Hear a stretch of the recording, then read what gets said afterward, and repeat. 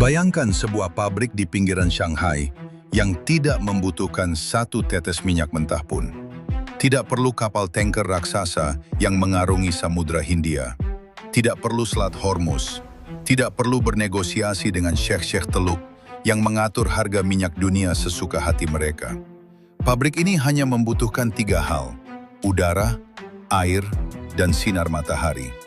Dan dari 3 bahan yang tersedia di mana saja di planet ini, pabrik tersebut menghasilkan bensin, solar, bahan bakar jet, BBM yang secara kimia identik dengan apa yang keluar dari sumur-sumur minyak terdalam di Arab Saudi, tapi tanpa 1 gram pun minyak mentah. Ini bukan skenario fiksi ilmiah tahun 2100. Pabrik ini sudah beroperasi hari ini di Shanghai. Namanya Carbonology, didirikan Januari 2026 oleh mantan wakil presiden Tesla, dan mereka baru saja mengumumkan terobosan yang membuat para analis energi di Wall Street terbangun dengan keringat dingin di tengah malam. Nah, kali ini kita akan menganalisis secara mendalam bagaimana sebuah mesin yang menyedot karbon dioksida dari udara bisa menjadi senjata pamungkas yang menghancurkan hegemoni minyak global. Bagaimana China, negara yang saat ini mengimpor 70% kebutuhan minyaknya, sedang membangun jalan keluar permanen dari ketergantungan itu. Dan yang paling krusial, mengapa negara-negara teluk, OPEC, dan seluruh arsitektur kekuasaan berbasis minyak yang telah mendominasi dunia selama 1 abad, kini berdiri di tepi jurang kehancuran. Di video ini, Anda akan memahami 3 hal fundamental. Teknologi di balik keajaiban ini, mengapa kalkulasi ekonominya sudah mencapai titik kritis, dan bagaimana terobosan ini akan mereshuffle seluruh papan catur geopolitik global secara permanen. Untuk memahami mengapa terobosan ini adalah peluru perak bagi strategi energi China, kita harus mundur sejenak dan melihat kerentanan struktural yang selama ini menjadi mimpi buruk para perencana militer di Beijing. China adalah negara dengan ekonomi terbesar kedua di dunia. Pabrik-pabriknya beroperasi 24 jam tanpa henti. Kota-kotanya tumbuh lebih cepat dari manapun dalam sejarah manusia. Tapi semua pertumbuhan ini memiliki satu kelemahan mematikan. 70 dari setiap 100 barel minyak yang dikonsumsi China berasal dari luar negeri, mayoritas dari Timur Tengah dan Afrika. Dan disinilah letak masalahnya. Setiap tetes minyak itu harus melakukan perjalanan, melintasi lautan, melewati satu titik tersempit di peta dunia, Selat Malaka. Sebuah koridor selebar kurang dari 3 kilometer, lebih sempit dari jarak Monas ke Senayan, yang dilalui oleh 1/4 dari seluruh minyak yang diperdagangkan di planet ini. Para ahli strategi militer menyebutnya dilema Malaka. 1 blokade, 1 konflik, 1 ranjau laut di tempat yang salah, dan mesin ekonomi China bisa berhenti dalam hitungan hari, bukan minggu, bukan bulan, hari. China sudah mencoba membangun jalan keluar selama puluhan tahun. Pipa melalui Asia Tengah, pelabuhan laut dalam di Pakistan dan Myanmar, cadangan minyak darurat yang terkubur di bawah tanah. Tapi semua itu hanya plester luka. Minyaknya tetap harus menyeberangi lautan dulu. Dan selama minyak masih harus menyeberangi lautan, China tetap tersandra oleh geografi. Poin pertama yang harus kita pahami adalah, Carbonology bukan sekadar pabrik. Ini adalah jawaban langsung terhadap dilema Malaka. Mari kita bedah bagaimana keajaiban ini bekerja secara teknis. Karena begitu Anda memahami prosesnya, Anda akan menyadari bahwa ini bukan sihir, melainkan rangkaian langkah-langkah ilmiah yang sangat presisi. Langkah pertama, Carbonology menggunakan teknologi yang disebut Direct Air Capture, sebuah mesin raksasa yang secara harfiah menyedot karbon dioksida langsung dari atmosfer. Udara yang kita hembuskan, udara yang sama yang keluar dari knalpot mobil, udara yang selama ini kita anggap sebagai limbah dan penyebab pemanasan global. Mesin ini menangkapnya dan menyimpannya sebagai bahan baku. Langkah kedua, panel surya dan turbin angin memberi daya pada mesin elektroliser yang memisahkan air biasa, H2O, menjadi 2 komponen dasarnya, oksigen dan hidrogen. Oksigen dilepaskan kembali ke udara, hidrogen disimpan.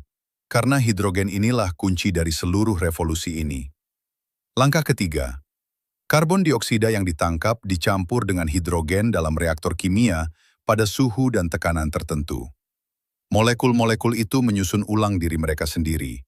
Dan hasilnya, perhatikan baik-baik, adalah bahan bakar cair yang secara kimiawi identik dengan bensin, solar, dan bahan bakar jet yang berasal dari minyak mentah. Ini bukan bahan bakar alternatif yang hampir sama. Ini bukan biofuel yang membutuhkan mesin khusus. Ini adalah molekul yang sama persis, sampai ke atom terakhir, dengan apa yang dipompa dari sumur minyak di Ghawar, Arab Saudi. Mesin pesawat tidak bisa membedakannya. Mesin mobil tidak bisa membedakannya. Satu-satunya cara Anda tahu bedanya adalah jika seseorang memberitahu Anda bahwa BBM ini tidak pernah menyentuh tanah. Saat ini karbonologi baru memproduksi sekitar 100 ton per tahun. Jumlah uji coba untuk membuktikan konsep ini bekerja di dunia nyata, bukan hanya di laboratorium. Tapi rencana skalanya agresif, 1.000 ton, lalu 5.000 ton, lalu fasilitas komersial penuh dengan target 100.000 ton per tahun pada 2027. Untuk perspektif, 100.000 akan ribuan penerbangan melintasi Samudra Pasifik. Dan investor-investor besar sudah memasang taruhan mereka. Sequoia China dan Yellow River Delta Investment Fund, nama-nama yang telah melihat setiap proposal energi bersih di planet ini, memutuskan bahwa karbonologi layak didanai. Ketika orang yang pekerjaannya mengevaluasi ide-ide energi mulai menulis cek, itu biasanya berarti angka-angkanya benar-benar masuk akal. Poin kedua yang perlu kita bedah secara serius, dan ini adalah pukulan telak bagi negara-negara teluk, adalah mengapa terobosan karbonologi terjadi pada momen yang paling menyakitkan bagi OPEC. Harga minyak mentah saat ini melonjak ke $110 sampai $120 per barel. Harga bahan bakar jet, dengarkan baik-baik, sudah menembus $175 sampai $200 per barel. Itu hampir 2 kali lipat dari tahun sebelumnya. Dan penyebabnya bukan hanya permintaan yang meningkat, penyebab utamanya adalah perang. Perang Iran yang telah menutup Selat Hormuz secara de facto, jalur yang sama yang mengalirkan 20 juta barel minyak setiap harinya. Ketika harga minyak meroket seperti ini, seluruh kalkulasi ekonomi berubah. Tiba-tiba, biaya produksi BBM sintetis yang dulu dianggap terlalu mahal, kini menjadi kompetitif. Karbonologi mengklaim bahwa biaya produksi mereka sudah setara dengan harga pasar. Klaim yang berani. Tapi lihatlah angka-angkanya. China saat ini memproduksi hidrogen hijau dengan biaya sekitar $2,50 per kilogram, salah satu yang termurah di dunia. Bagaimana mereka bisa semurah itu? Karena China menguasai 65% dari seluruh mesin elektroliser yang diproduksi di planet ini. Mesin yang mengubah listrik dan air menjadi hidrogen, komponen kunci dari BBM sintetis. Siapapun yang menguasai produksi elektroliser, menguasai kecepatan transisi energi global. Satu provinsi saja, Guangdong, sedang membangun ladang angin lepas pantai raksasa yang didedikasikan khusus untuk memproduksi 80.000 ton hidrogen per tahun. Satu provinsi, satu proyek. Hampir setara dengan total produksi hidrogen hijau seluruh China 5 tahun lalu. Dan inilah detail yang paling menyakitkan bagi OPEC. China tidak melakukan ini karena mereka peduli dengan perubahan iklim. China melakukan ini karena mereka muak menjadi sandera. Setiap kapal tanker yang berlayar dari Teluk adalah kerentanan strategis. Setiap kali ketegangan di Selat Hormuz meningkat, Beijing harus menahan napas. Setiap kali harga minyak melonjak karena perang yang tidak mereka mulai, ekonomi China yang membayar. Karbonologi adalah deklarasi kemerdekaan. Sebuah pernyataan bahwa China tidak akan lagi menggantungkan masa depan ekonominya pada stabilitas sebuah selat sempit di ujung dunia yang tidak pernah mereka kendalikan. Poin ketiga, dan ini adalah yang paling krusial, yang paling mengerikan bagi istana-istana marmer di Riyadh, Abu Dhabi, dan Doha. Selama 1 abad, kekuasaan dalam geopolitik global ditentukan oleh satu pertanyaan sederhana. Siapa yang duduk di atas cadangan minyak? Negara-negara yang tidak memiliki apa-apa, selain pasir dan unta, tiba-tiba menjadi kerajaan-kerajaan super kaya, hanya karena di bawah gurun mereka ada lautan minyak. Arab Saudi tidak menjadi kekuatan global karena industri atau inovasi teknologinya. Mereka menjadi kekuatan global karena geografi, karena minyak kebetulan berada di bawah tanah mereka. Sekarang bayangkan sebuah dunia di mana BBM bisa diproduksi di mana saja, selama ada udara, air, dan listrik. Bayangkan sebuah dunia di mana kilang-kilang minyak di Jubail dan Ras Tanura tidak lagi relevan. Di mana Selat Hormuz hanyalah selat biasa, bukan titik cekik ekonomi dunia. Inilah dunia yang sedang dibangun China. Satu pabrik pada satu waktu. Dan yang membuat skenario ini semakin mengerikan bagi Barat adalah, ini bukan hanya tentang China membebaskan dirinya sendiri. Ini tentang China yang sedang membangun infrastruktur untuk menjual mesin-mesin ini ke seluruh dunia. Sama seperti negara-negara Teluk yang dulu mengekspor minyak mentah per barel, China kini mengekspor panel surya, elektroliser, dan teknologi penangkap karbon. Alat-alat produksi energi, bukan energinya sendiri. Ingat ajaran Sun Tzu, menaklukkan musuh tanpa bertempur adalah puncak dari keunggulan. China tidak perlu menginvasi Arab Saudi. China tidak perlu memblokade Selat Hormuz. China hanya perlu membuat minyak menjadi tidak relevan. Dan seluruh kerajaan yang dibangun di atasnya akan runtuh dengan sendirinya, pelan-pelan, di bawah berat gravitasi sejarah. Bahkan perusahaan-perusahaan minyak China sendiri sudah membaca arah angin. Sinopec, salah satu raksasa minyak terbesar China, melihat keuntungannya anjlok lebih dari sepertiga pada 2025.